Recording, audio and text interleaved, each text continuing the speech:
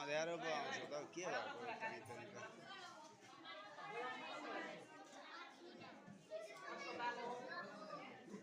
सिधा बस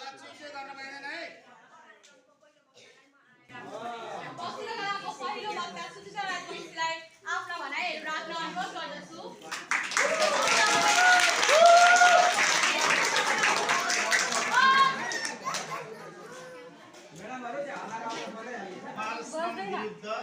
बालबालिकाको आवाज। बाल श्रम खत्म गरौँ, शिक्षा र बाल अधिकार प्रथम गरौँ। धन्यवाद उपदेशकज्यू।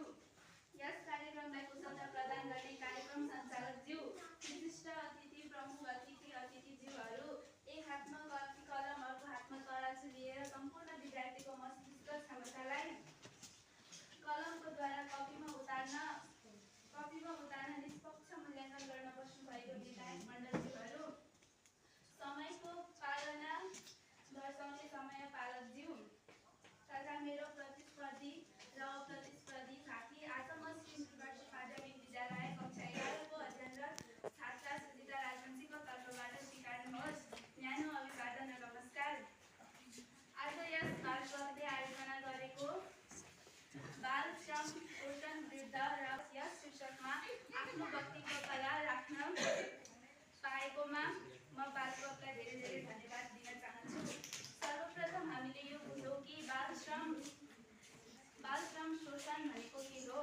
बालबालिका शारीरिक तथा मानसिक रूपमा हानि गर्ने र उनीहरूले बाल्यकाल चाहिन्छ, बाध्यता होइन। हामी सबैको कर्तव्य छ स्कुल, परिवार, समाज र सरकार सबै मिलेर बाल श्रम विरुद्ध आवाज उठाउने। निर्णायक मण्डलज्यू, गुरुवर्ग एवं मेरा सम्पूर्ण प्यारा साथीहरूलाई मेरो तर्फबाट स्वास्थ्य सुविधा लिन पाउने र शिक्षा प्राप्त गरेर भविष्य निर्माण गर्न पाउने।